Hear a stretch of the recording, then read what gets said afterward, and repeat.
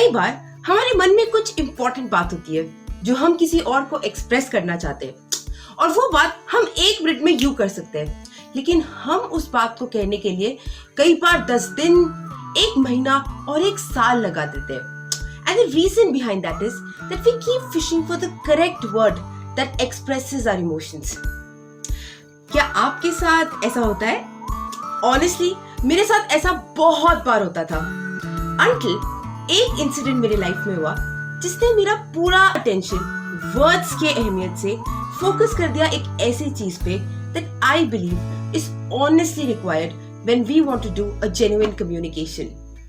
Hi everyone, my name is Krishna Priya Harsh और आप देख रहे हैं Candid Wednesday, जहां हम करते हैं एक टॉपिक पे दिल से डायरेक्ट दिल तक बात.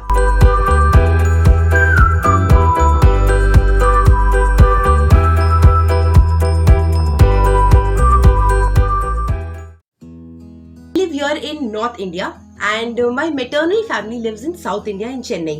तो हर साल मैं समर वेकेशंस के टाइम पे चेन्नई जाती हूँ. और हमारे चेन्नई में हमारी फैमिली मेंबर्स के अलावा एक डोमेस्टिक हेल्प भी है जिनका नाम है अमला अक्का. एंड अमला अक्का हमारे साथ 20-25 इयर्स से काम कर रहे हैं. So she is also a part of our family. अब अमला अक्का से मेरी एक बड़ी इंटरेस्टिंग रिलेशन था कि हर साल एवरी ईयर मैं जब भी चेन्नई जाती तो मेरी अमला अक्का से सिर्फ 2 बार बात होती.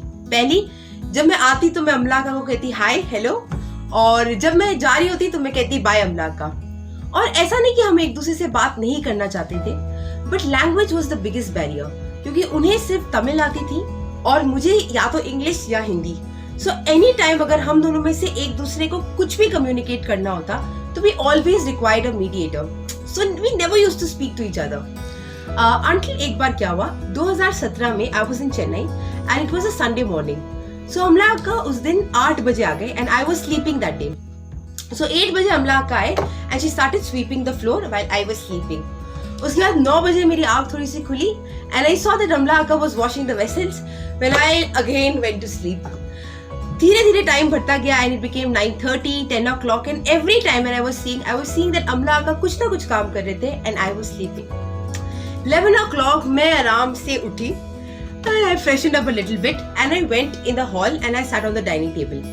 And coincidentally उसी वक्त अमला अक्का ने भी अपना काम कंप्लीट किया था. So she came and got 2 plates of the breakfast. एक उन्होंने मुझे दिया और एक वो खुद के लिए लाई थी. क्या किया, मैं बैठी थी टेबल पे और अमला अक्का नीचे जाकर बैठ गए.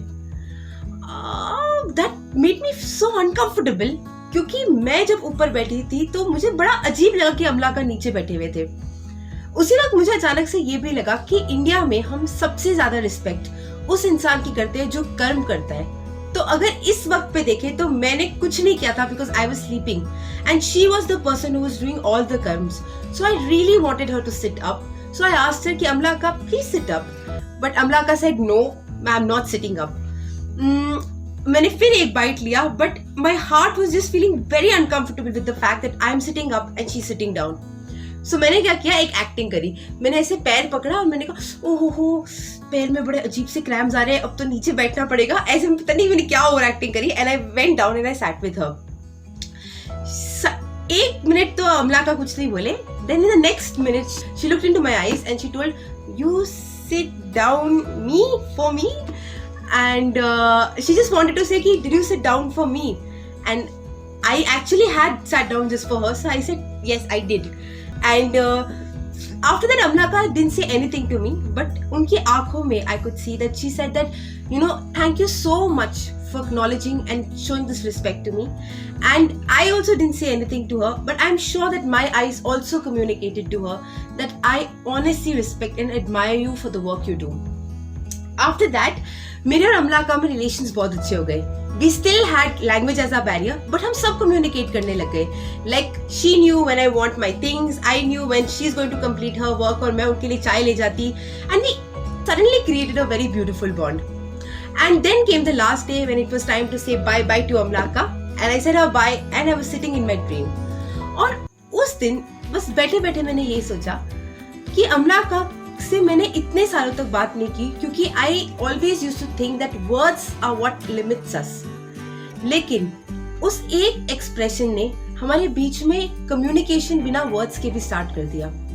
And that's when I realised कि एक्चुअली वर्ड से कहीं ज्यादा, बहुत ज्यादा एक्चुअली डीप होते हैं हमारे इमोशंस, और उन इमोशंस में भी सबसे ज्यादा डीप होते हैं हमारे emotions of love and respect.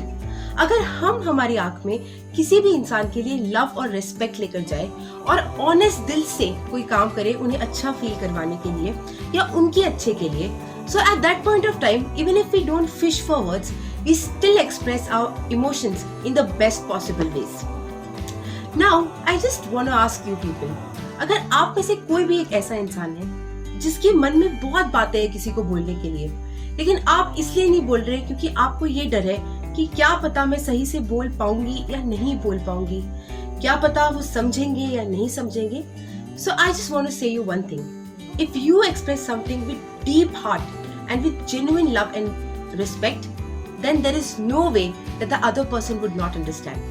So if you did enjoy this video, don't forget to like, comment and subscribe to my channel. मैं मिलूंगी आपको अगले वेडनेसडे एक और टॉपिक के साथ जिसपे हम करेंगे कैंडिड टॉक्स, और अगर आप चाहते हैं मैं किसी टॉपिक पे कैंडिड टॉक करूं तो यार feel free, put it again down in the comment section. Also you can follow me on Instagram. तो मिलते हैं अगले वेडनेसडे, बाय बाय।